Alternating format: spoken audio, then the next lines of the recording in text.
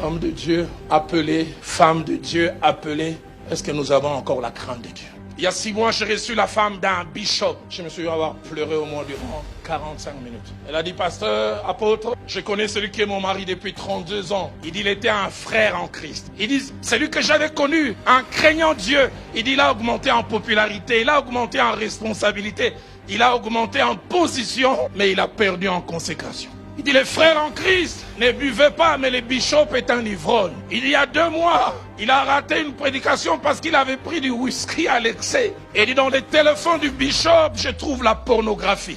Il dit, ce qui m'a choqué, il y a 3 mois, la sentinelle est venue me dire, 2 femmes prostituées sont venues réclamer leurs factures au bureau du bishop.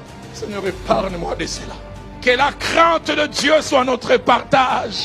Que nous ne soyons pas de ceux qui la prêchent, mais la vivons d'abord.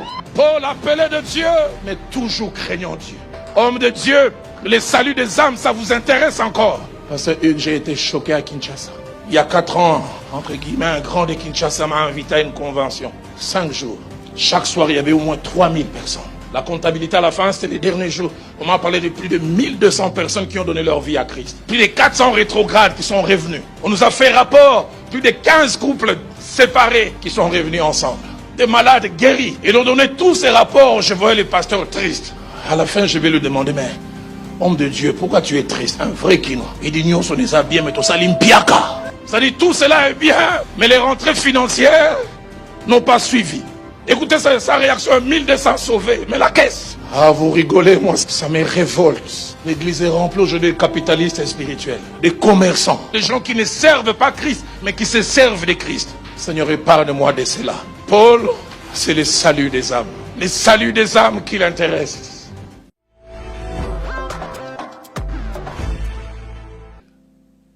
Homme de Dieu, appelé, femme de Dieu appelée, est-ce que nous avons encore la crainte de Dieu? Il y a 6 mois, j'ai reçu la femme d'un bishop. Quand elle est sortie du bureau, j'ai été interpellé. Je me suis avoir pleuré au moins durant 45 minutes. Elle a dit, pasteur, apôtre, je connais celui qui est mon mari depuis 32 ans. On s'est connus à l'époque des groupes de prière. Il dit, il était un frère en Christ. Mais on est mariés depuis 30 ans. Je n'ai jamais oublié ce qu'elle a ajouté qui me fait mal au cœur. Elle a dit, les frères en Christ que j'ai connus il y a 32 ans craignaient Dieu. Mais le bishop est un païen.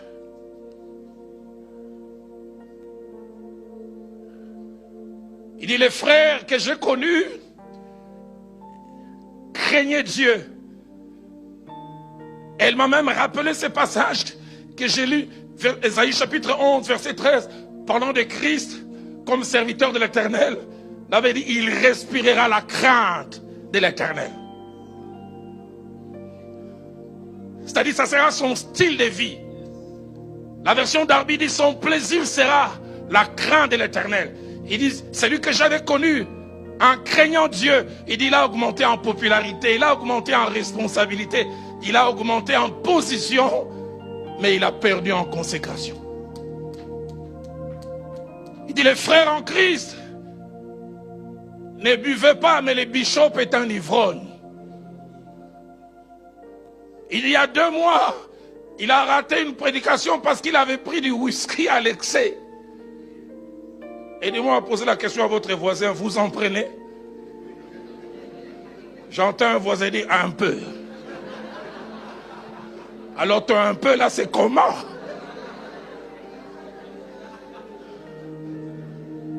On en rigole. Et dit, dans les téléphones du bishop, je trouve la pornographie. Il dit, ce qui m'a choqué, il y a 3 mois, la sentinelle est venue me dire, 2 femmes prostituées sont venues réclamer leurs factures au bureau du bishop. Seigneur, épargne-moi de cela. Que la crainte de Dieu soit notre partage. Que nous ne soyons pas de ceux qui la prêchent, mais la vivons d'abord. Paul appelé de Dieu, mais toujours craignant Dieu.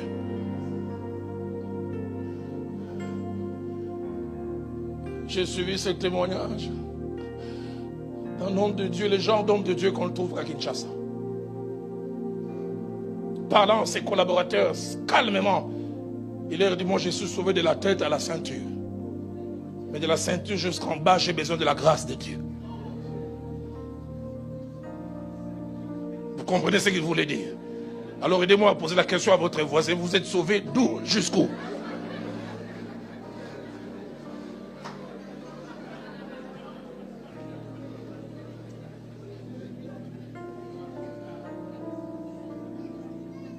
J'aime quand Abdias rencontre Élie dans 1 Roi 18 au verset 12. Il ne se présente pas, il dit je prêche. Non, pas je ressuscite le mort. Il dit ton serviteur craint l'Éternel. Seigneur, remets la crainte de Dieu dans ta maison. Remets la crainte de Dieu dans ta maison.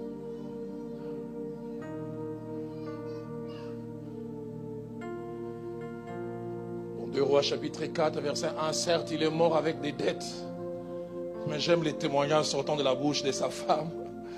Quand la femme du prophète va parler à Élisée, dit, ton serviteur, mon mari est mort, mais il craignait l'Éternel. C'était peut-être un mauvais gestionnaire, il ne savait pas gérer, mais la crainte de Dieu était son partage. Non seulement que Paul craignait Dieu, mais tellement passionné de Dieu, qu'il n'a jamais perdu son premier amour. Le Seigneur parlant à cette église dans Apocalypse chapitre 2 verset 4, le Seigneur ne condamne pas un abandon total. Il dit, ce que j'ai contre toi, tu as abandonné ton premier amour. D'autres versions disent, tu ne m'aimes plus comme autrefois. Qu'il est triste de voir des gens monter en responsabilité, en notoriété, en position et perdre en consécration. Seigneur, j'aimerais pas être un bon pasteur, j'aimerais d'abord être un bon enfant de Dieu. J'aimerais pas d'abord être un bon prédicateur, je voudrais être un craignant Dieu.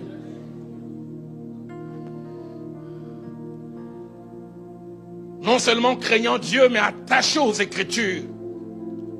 Dans 2 Timothée chapitre 4, verset 13, la scène se passe entre l'an 65, d'autres disent début 66. Il est emprisonné, mais sa passion pour Dieu, il est attaché aux Écritures. Il écrit à Timothée qui est libre, il dit, quand tu viendras, apporte le manteau que j'ai laissé à Troas, chez Carpus me dit, surtout les parchemins. Surtout les parchemins. Le feu Jacques-André Vernon, mon pasteur, me disait toujours, Roland, ne fais pas de la Bible un livre de travail. Fais de la Bible un ami. Ne lis pas par rapport à ce que tu vas prêcher. Lis chaque jour. Et j'essaie de la lire.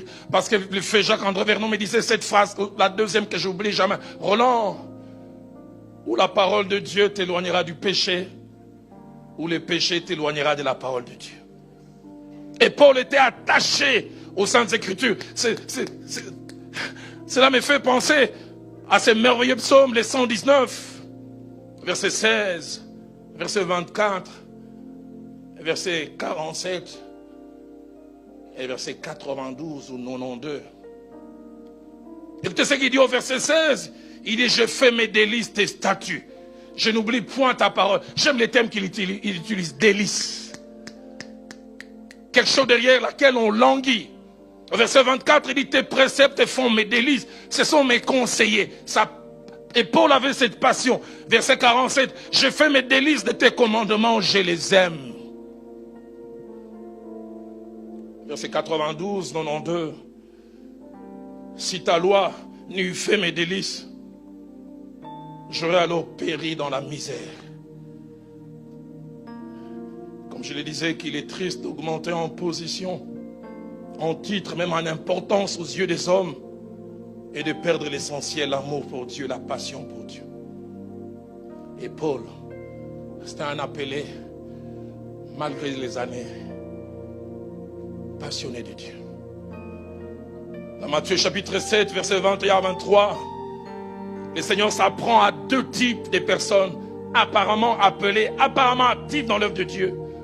Au verset 21, il dit à ces personnes, tous ceux qui me disent Seigneur, Seigneur, n'entreront pas tous dans le royaume des cieux, mais celui-là seul qui fait la volonté de mon Père qui est dans les cieux. Après autant d'années, est-ce que nous faisons encore la volonté de Dieu? Parlant aux pharisiens, le Seigneur dira à ses apôtres, il dit, ils disent, mais ils ne font pas.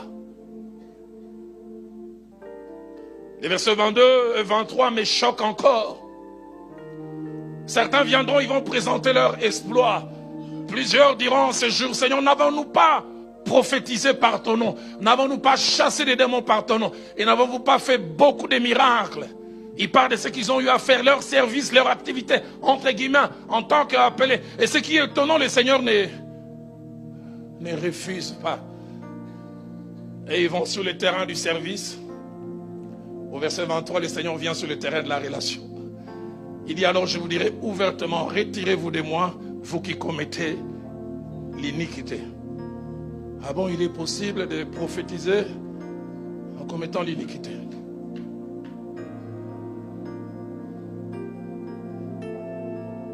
Deuxième chose qui fait de Paul un appelé particulier, une race en voie de disparition. Paul est resté tout au long de sa vie et de son parcours ministériel focalisé sur l'essentiel. Focalisé sur l'essentiel. Et l'essentiel, c'était le salut des âmes. Focalisé sur le fait que des hommes et des femmes passent de la mort spirituelle à la vie. Dans Apocalypse 26, plutôt dans Actes des Apôtres 26, verset 17, jusqu'au verset 27,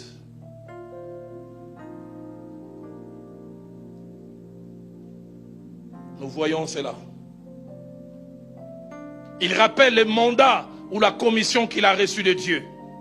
Il dit, je t'ai choisi au milieu de ce peuple, au milieu de ces païens, vers qui je t'envoie, Dieu voulant, je reviendrai sur ça demain. Et il dit, afin que tu leur ouvres les yeux, pour qu'ils passent des ténèbres à la lumière, et de la puissance de Satan à Dieu, pour qu'ils reçoivent par la foi en moi, le pardon des péchés,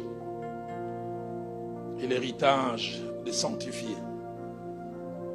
C'est ce qu'il avait reçu plus de 30 ans. Et j'aime ce qu'il dit au verset 20, à ceux de Damas d'abord, ceux de Jérusalem et dans toute la Judée. Et chez les païens, j'ai prêché la repentance et la conversion à Dieu avec la pratique d'œuvres dignes de la repentance. J'ai mis mon cœur, j'ai mis mon énergie, j'ai mis ma force pour cela.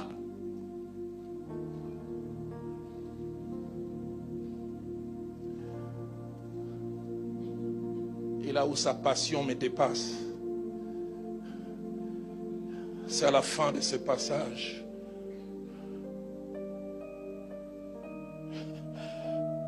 Pour les prisonniers, ça fait des semaines et semaines, permettez-moi les termes, on les trimballe d'un prétoire à l'autre. Il doit être fatigué physiquement, fatigué moralement. Moi, à sa place, je chercherai tous les moyens pour ne plus être prisonnier.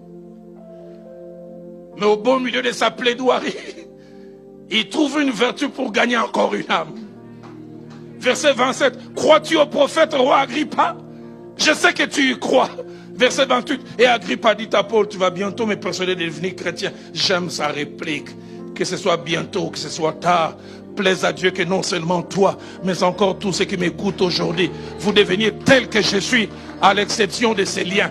Homme de Dieu, le salut des âmes, ça vous intéresse encore? Parce que j'ai été choqué à Kinshasa.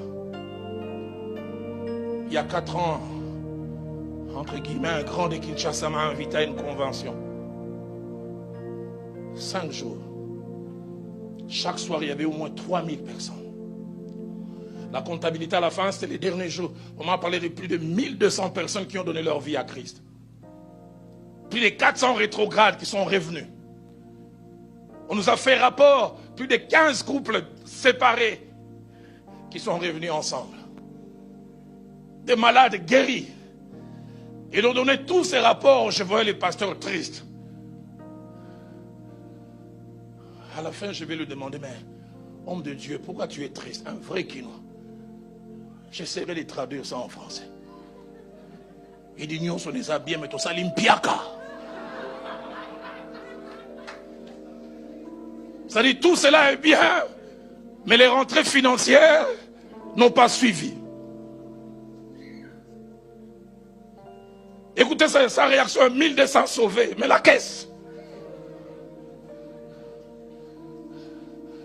Ah, vous rigolez, moi, ça me révolte. Ça me révolte. L'église est remplie aujourd'hui de capitalistes et spirituels. Des commerçants. J'en parlais tout à l'heure, des gens qui ne servent pas Christ, mais qui se servent de Christ. Seigneur, épargne-moi de cela.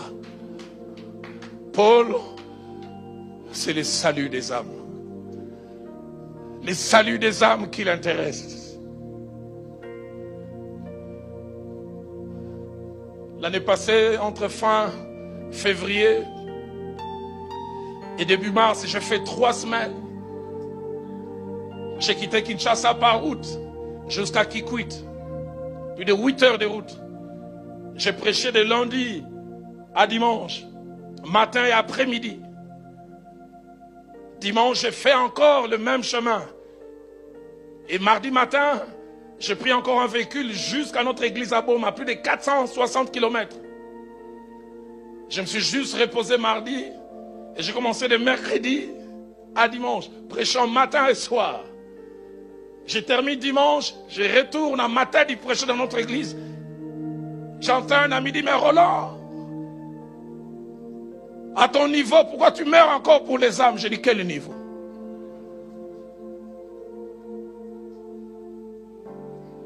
Là où il y a les âmes, je vais y aller.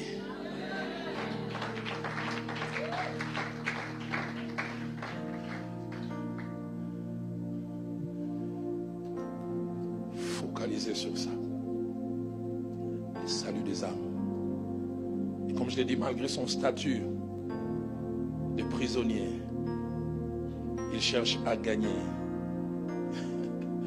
Agrippa, dans 1 Corinthiens 9, verset 16, il dira, si j'annonce l'évangile, ce n'est pas pour moi un sujet de gloire, car la nécessité m'est imposée. Et il dit, malheur à moi si je n'annonce pas l'évangile.